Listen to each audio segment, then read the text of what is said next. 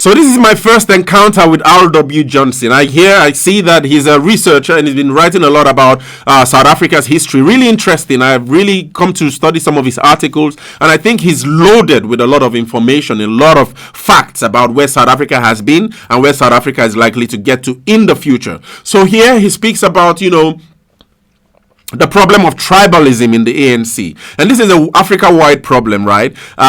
In Ghana, where I had my own dissertation, where I wrote my own dissertation, I saw that, the leadership of the PNDC government led by John Jerry Rawlings in 1981 and 82, thereabout, all the way to 92, actually kind of like felt safer with, people of his tribe, so the Ewe tribe, so to speak. This happens a lot in Nigeria, where the Yorubas, the Igbos, and the Hausas, whenever they're in power, they like to stick together with people of their own tribe. Probably makes them feel safer, probably makes them feel that they can be more accountable if they have people around them who understand their plight and the plight of their own people. And in South Africa, in the context of South Africa, even though that has a racial twist to it, but it was interesting for me to understand this perspective of tribalism, as a problem within the ANC. So let's listen to what R.W. Johnson has to say about tribalism, and we'll be back for some analysis. Of course, factionalism is not by any means always tribal,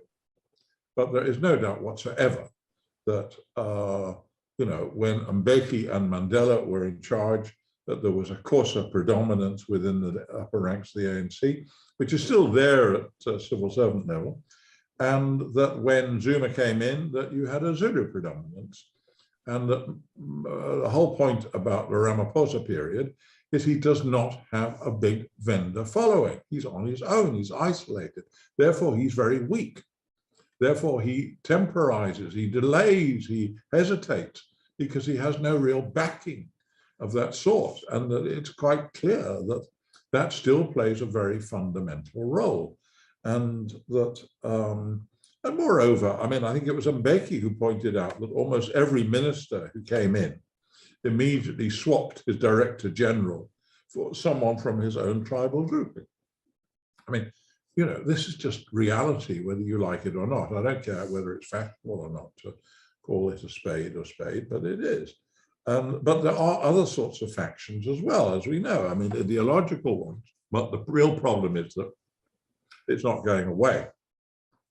But on top of that, an analogy I used recently in a talk I gave is in 1961 in the Soviet Union, Khrushchev announced that soon the next generation would see in the arrival of communism. And in 20 years, that the Soviet Union would transit from being a socialist society to being a communist one, which was seen as meaning an era of abundance and in everything, and when all the problems would be sorted out, and indeed the state would begin withering away, as Marx had predicted. Now, Brezhnev then came in and said, no, we're going to stay a socialist society. But it was a bit late. People had got this idea. And when the early 80s rolled around, they looked around, and of course, there were queues everywhere and shortages, and the people in power were not achieving very much, and the economy had ceased to grow. And they looked and realized that, all of this is nonsense, and that actually it ain't like that at all. And that was a very key thing, because it delegitimized the system. They realized, look, our politicians are very ordinary people, and they're telling us a lot of fibs, and it's not at all like that. And this is just not true. And I think it's no accident that within a few years, Gorbachev came along and, things were just falling to bits by then. Now, I think something similar, we've reached a similar stage of the ANC. After all these more than 25 years of saying a better life for all, people are looking around saying, well, it's not a better life for all, it's actually worse for most people. And unemployment has more than quadrupled since the ANC came in, and poverty and inequality are much worse than they used to be. And that this is actually not as good as the apartheid society that preceded it in many key respects. Education's worse, public hospitals are worse, the roads have got more potholes, the electricity doesn't work, and so on and so forth.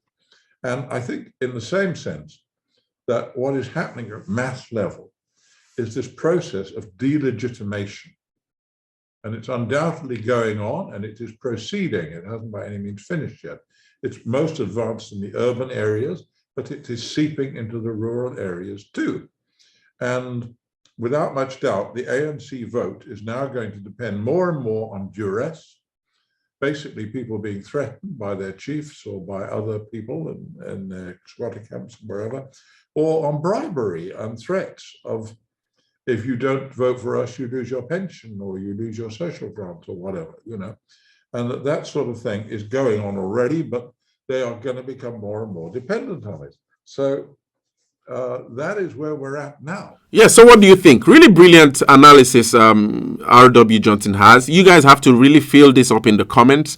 But I think that whole problem with tribalism, I've thought a lot about it. And it's something I think, I really wonder how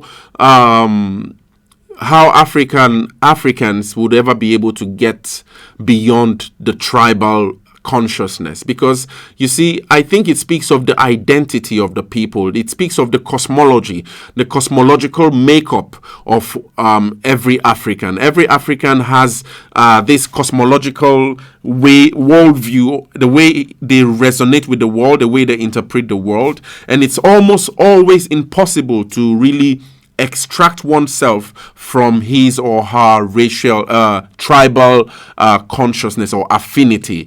But now in South Africa, there's now this racial twist to it. I think I saw a post recently by Penwell, the Black Pen, one of South Africa's biggest podcasters, who's actually saying that he might not want to be seen or identified as a Zulu anymore, but he wants to, be a free thinker and one who wants to pursue his dreams, and that the tribal consciousness seems to be limiting. And I think probably that might be one perspective to which many Africans might have to adopt. I'm not saying that Africans would need to extract themselves completely from their affinity to their tribes. But in terms of the nation state, now we're seeing that we are encapsulated in these models of geographical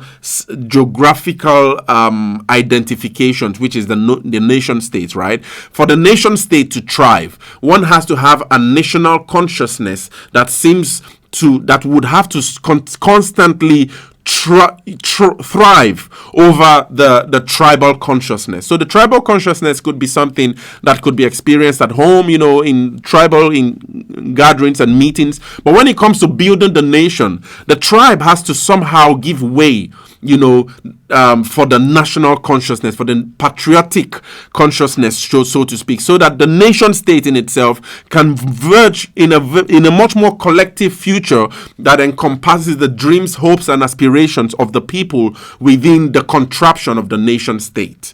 Okay, but when it seems that the tribal consciousness now finds its way into the national consciousness, then I think there would definitely be a problem. The problems of cronyism, the problems of nepotism, the problems of, this whole thing about giving contracts to people of my own tribe. And South Africa even makes it really complex, because now there's a racial language in that whole mix. And so it might be wise to detract from the complexity which South Africa already encapsulates by bringing the tribal into the national.